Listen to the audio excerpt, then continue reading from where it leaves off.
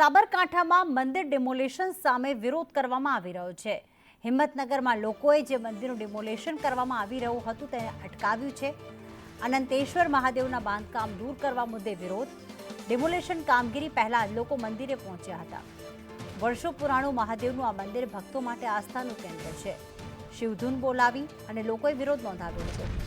હિતેશ અમારી સાથે જોડાઈ ગયા છે। હિતેશ, ડિમોલિશન કરવા જ્યારે ટીમ પહોંચી ત્યારે લોકોએ તેમને અટકાવ્યા હતા, વિરોધ નોંધાવ્યો હતો, કેવા દ્રશ્યો સામે આવ્યા?